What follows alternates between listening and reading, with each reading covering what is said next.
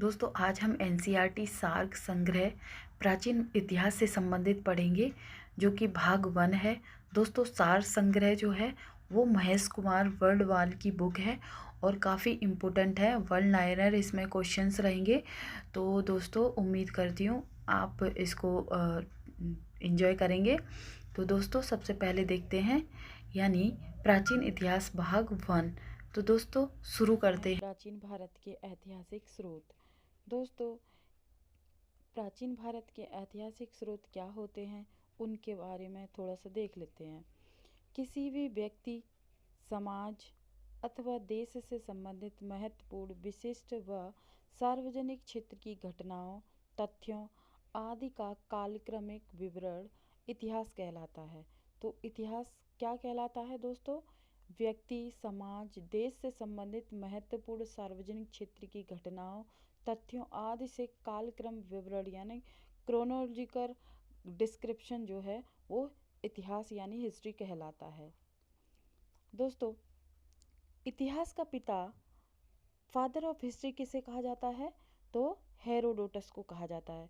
दोस्तों हेरोडोटस जो है इतिहास के पिता के रूप में जाना जाता है। इन्होंने हिस्टोरिका बुक भी लिखी है। क्या कौन सी बुक लिखी है दोस्तों? हिस्टोरिका हिस्टोरिका बुक लिखी है हेरोडोटस ने। दोस्तों प्राचीन भारत के इतिहास प्राचीन भारत के इतिहास से संबंधित प्रथम वास्तविक पुस्तक किसे माना जाता है? तो कल्लड़ के द्वारा राजतरंगिणी लिखी गई है। दोस्तों राजतरंगिणी ही ऐसी बुक है, ऐसी पुस्तक है जिसके बारे में प्राचीन भारत के इतिहास से संबंधित वास्तविक पुस्तक मानी जाती है राजतरंगिणी। दोस्तों राजतरंगिणी में कश्मीर के राजाओं का शासन का वर्णन किया गया है। उत्कीर्ण चिन्ह वाले प्राचीनतम सिक्के क्या कहला जाते थे? यानी उत्कीर्ण यानी कोई सिक्का होता था उसमें उकेरा हुआ होता था, कुछ उभरा हुआ था, उभरा हुआ सा दिखता था, उसको पंचमार्क कॉइन्स यानी आहत के सिक्के कहा जाता था। दोस्तों सिक्कों के अध्ययन को क्या कहा जाता है? तो मुद्रा शास्त्र कहा जाता है। ठीक है दोस्तों, भारत में प्रागैतिहासिक खोज प्रारंभ करने का श्रेय किसको जाता है? तो दोस्तों डॉक्टर प्राइमरोज को जाता है। ठीक है, भारतीय प्रागैतिहासिक अध्ययन से संबंधित प्री हिस्टोरिका इंडिया कृति किसकी है? तो स्टुअर्ट पिग्ट की है। ठीक है, चीनी यात्रियों ने अपने यात्रा वृतांत में भारत के लिए किस शब्द का प्रयोग किया है?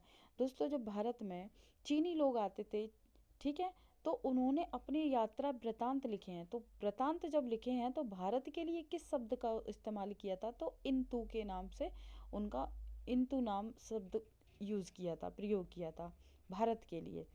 उत्कीर्ण लेखों के अध्ययन को क्या कहा जाता है? तो दोस्तों अभिलेख शास्त्र कहा जाता है। ठीक है, एपिग्राफी। लिपियों के अध्ययन से लिपियों के विकास के अध्ययन को पुरालिपि विद्या कहा जाता है। क्या कहा जाता है? यानी लिपियों के विकास के अध्ययन को क्या कहा जाता है? पुरालिपि विद्या कहा जाता है।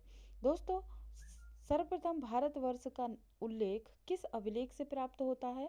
तो दोस्तों सर्वप्रथम भारतवर्ष का अभिलेख जो है यानी भारतवर्ष नाम का उल्लेख किस अभिलेख से मिलता है? तो हाँ, हांती गुफा अभिलेख से मिलता है। प्राचीन भारत का सर्वप्रथम सुनियोजित इतिहास किस नाम से, मतलब ये सर्वप्रथम सुनियोजित इतिहास किसने तैयार किया था? तो दोस्तों B.A. स्मिथ ने किया था। ठीक है, अब हम इतिहास के बारे में थोड़ा सा जान लेते हैं। देखिए इतिहास को हम 3 तरह से जान सकते हैं, यानी 3 खंडों में विभाजित करते हैं। ठीक है, कितने खंडों में? 3 भागों में। 3 भाग हैं, कौन कौन से? प्री हिस्टोरिकल पीरियड, दूसरा है प्रोटो हिस्टोरिकल पीरियड, थर्ड है हिस्टोरिकल पीरियड यानी प्रागैतिहासिक काल, आद ऐतिहासिक काल और ऐतिहासिक काल। दोस्तों प्री हिस्टोरिकल पीरियड जो है मानव उत्पत्ति से 3000 ईसा पूर्व तक का माना जाता है। आद ऐतिहासिक काल जो है 3000 ईसा पूर्व से 600 ईसा पूर्व तक माना जाता है। और ऐतिहासिक काल जो है वो 600 ईसा पूर्व से आगे के समय को ऐतिहासिक काल जानते हैं। दोस्तों प्रागैतिहासिक काल जो है पुरातात्विक साक्ष्य अध्ययन का एकमात्र स्रोत था, क्योंकि इसमें लिखित साक्ष्य नहीं मिले थे। यानी पुरातात्विक साक्ष्य जो है उस काल में किसी भी तरह के मतलब लिखित साक्ष्य नहीं मिलते थे, लिखित में कुछ भी नहीं मिलता था, इसीलिए इसे प्रागैतिहासिक काल कहते हैं। और लिखित साक्ष्य किस में मिले थे, और ये आदि ऐतिहासिक काल में मिले थे। ठीक है, लिखित साक्ष्य जो है उपलब्ध तो थे, लेकिन अपठनीय थे, मतलब पढ़े नहीं जा सके थे वो। फिर ऐतिहासिक काल में पुरातात्विक और साहित्यिक दोनों ही प्रकार के साक्ष्य उपलब्ध होते थे, यानी पुरानी चीज़ों से संबंधित और साहित्यिक जितने भी स्रोत वगैरह थे, उन सारी चीज़ों का हमें वर्णन कहाँ देखने के लिए मिलता, तो ऐतिहासिक काल में उसे मिलता है देखने के लिए। अब दोस्तों आगे बात करते हैं, प्राचीन का भारतीय इतिहास को जानने के लिए किन स्रोतों का अध्ययन किया जाता है। दोस्तों, प्राचीन भारतीय इतिहास को जानने के लिए किन स्रोतों का प्रयोग किया जाता है, तो दोस्तों जो स्रोत हैं जिसके बारे में हम इतिहास की जानकारी हमें कैसे मिलती है। दोस्तों, इतिहास की जानकारी हमें धार्मिक ग्रंथ से मिलती है, ऐतिहासिक ग्रंथ से मिलती है, पुरातात्विक साक्ष्य मिलती है, और विदेशी विवरण मतलब बाहर से लोग आए हमारे इंडिया में, तो उनके द्वारा जो विवरण दिया गया है, जो एलेबोरेशन दिया गया था कि इंडिया ऐसा था और इंडिया में ये कल्चर था, ये चीज़ थी, यानी इतिहास से रिलेटेड जितने भी विवरण मिलते हैं, तो विदेशी विवरण से हमें इतिहास की जानकारी मिलती है ना। और धार्मिक ग्रंथ यानी जो जो ग्रंथ थे, है ना, ग्रंथ थे, और 4 वेद थे, ये धार्मिक ग्रंथ हो गया, ऐतिहासिक ग्रंथ हो गए, पुरातात्विक शास्त्र, तो इनके बारे में हमें भारतीय इतिहास की जानकारी मिलती है। ब्राह्मी लिपि को सर्वप्रथम किस विद्वान ने पढ़ा था, तो जेम्स प्रिप्सन अंग्रेज था दोस्तों। इन्होंने 1837 में ब्राह्मी लिपि का सर्वप्रथम मतलब पढ़ने का प्रयास किया था। और दोस्तों ब्राह्मी लिपि जो है सबसे पहले जो सम्राट अशोक के अभिलेखों को ब्राह्मी लिपि में जो लिखे गए थे, तो सबसे पहले पढ़ने का श्रेय जेम्स प्रिंसेप्स को ही जाता है।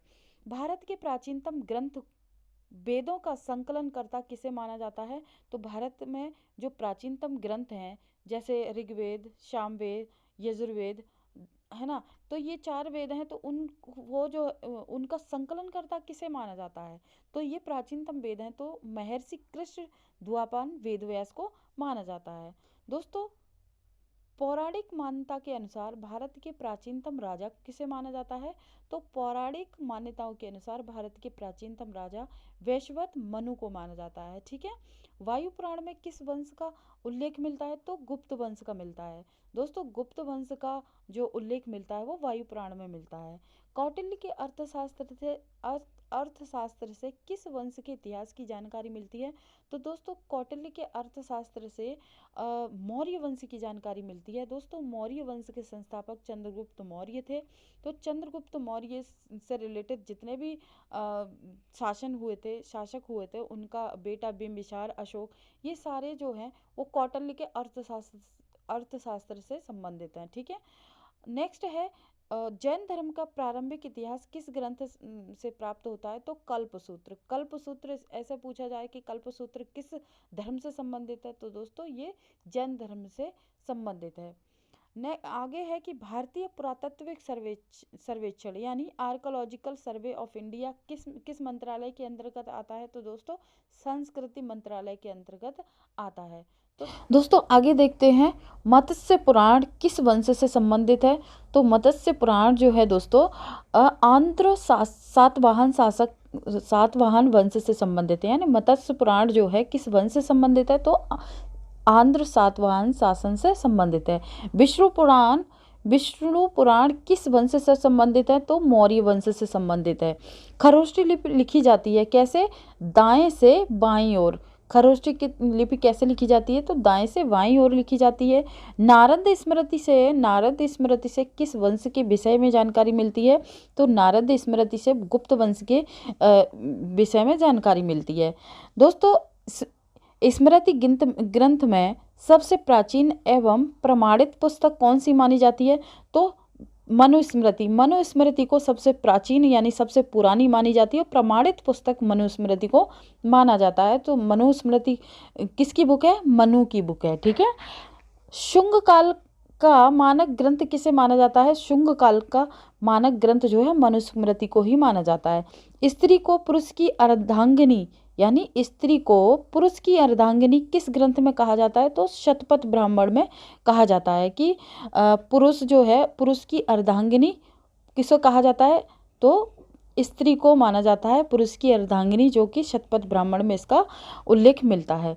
दोस्तों आगे देखते हैं कि महाभारत का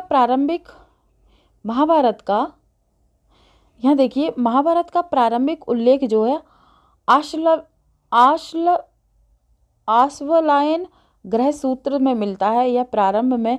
इसमें मात्र 8800 श्लोक थे और इसका नाम जय संहिता था। जय संहिता से हमेशा ही प्रश्न पुटअप होता है, प्रश्न यहाँ से हमेशा बनता ही बनता है, और यहाँ से क्वेश्चन तो हमेशा देखने के लिए मिलते हैं हर एग्ज़ाम में। दोस्तों जय संहिता जो है, ऐसे भी पूछा जा सकता है कि महाभारत का प्राचीन नाम क्या है? तो जय संहिता को प्राचीन नाम माना जाता है। कुछ समय पश्चात यह बढ़कर 24,000 श्लोक हो गए। जब 24,000 श्लोक हो गए तो भारत कहा जाने लगा किसको? महाभारत को। और अंत में जब 1 लाख से ज़्यादा श्लोक हो गए, उसको शतसहस्री संहिता के नाम से जाना जाने लगा। किसको? महाभारत को। तो दोस्तों महाभारत को 3 नाम से जाना जाता है, ठीक है? जय संहिता, फिर भारत, फिर शतसाहिती संहिता, ठीक है? आगे है पुरालेख विद्या किससे संबंधित है? मतलब पुरा विद्या जो है उससे अभिप्राय क्या है? क्या इसको डिफाइन किया जाता है इससे? तो शिलालेखों का अध्ययन, यानी पुरालेख विद्या जो है शिलालेखों का अध्ययन करता है। पुरावशेष का महानतम अन्वेषक किसे माना जाता है? तो डार्विन को माना जाता है। दोस्तों इब्न बतूता का यात्रा वृत्तांत किस नाम से प्रसिद्ध है? तो रेहला जो है इब्न बतूता का यात्रा वृत्तांत है। हेनसांग ने किस विद्यालय में बौद्ध धर्म का अध्ययन किया था? तो दोस्तों नालंदा विश्वविद्यालय में हेनसांग ने बौद्ध धर्म का अध्ययन किया था।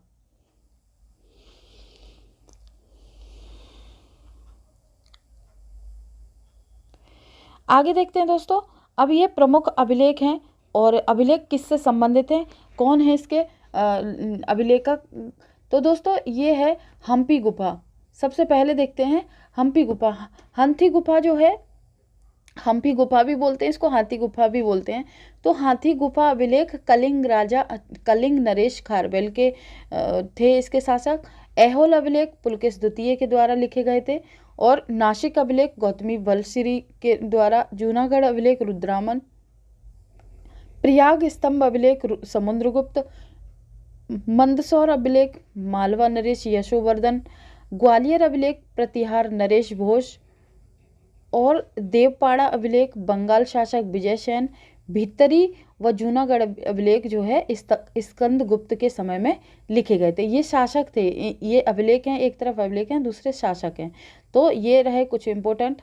दोस्तों बौद्ध स्तंभ लेख जो है किसकी जानकारी मिलती है? यानी बौद्ध स्तंभ लेख है उसको जानकारी किसकी मिलती है? तो शुंग काल की जानकारी मिलती है उससे। किसकी?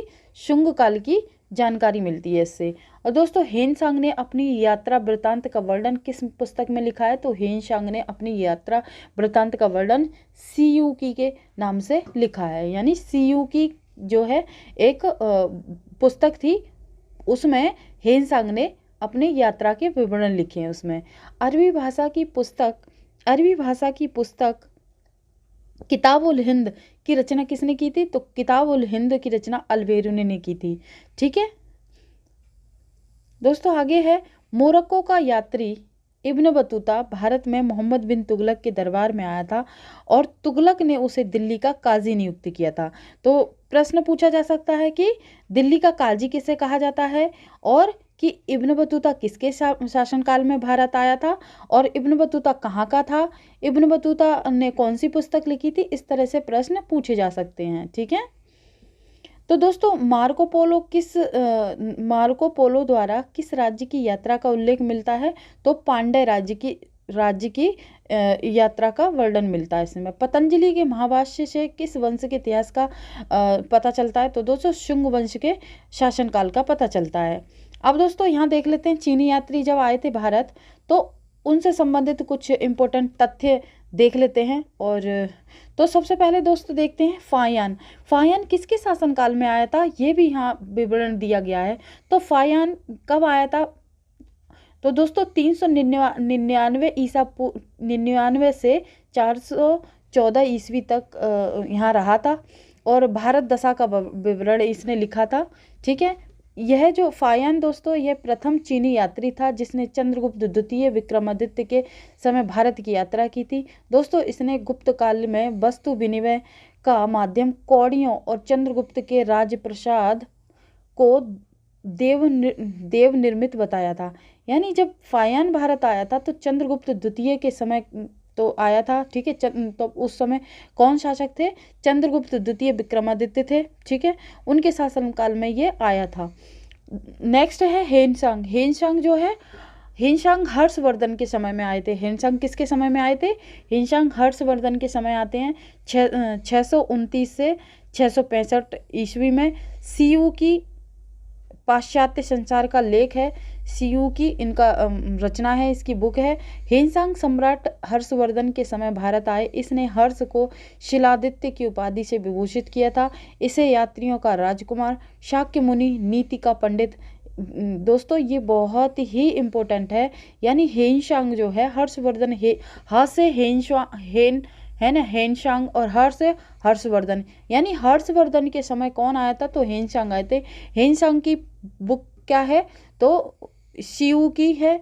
और इस हर्षवर्धन को ये दोस्तों यात्रियों का विवरण जो मिलता है तो राजकुमार, शाक्य मुनि और नीति का पंडित कहा जाता है। किसे कहा जाता है, हर्ष को। ठीक है, तो यहाँ से यहाँ लिखा भी है कि हेनसांग जो है हेनसांग सम्राट हर्षवर्धन के समय भारत आया। इसने हर्ष को शिलादित्य की उपाधि से विभूषित किया था। इसे यात्रियों का राजकुमार, किस यात्रियों का राजकुमार, हेनसांग को कहा जाता है। ठीक है, शाक्य मुनि भी कहा जाता है इसको, और नीति का पंडित भी कहा जाता है।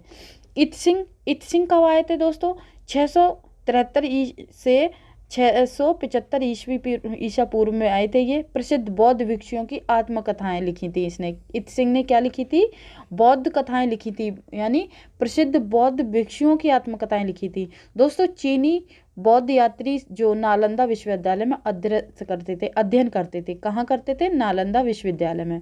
लास्ट है दोस्तों, सती प्रथा का सर्वप्रथम लिखित साक्ष्य 5 से 10 ईसा पूर्व में मिलता है। और किस अभिलेख से मिलता है, तो भानुगुप्त के एरड़ अभिलेख से।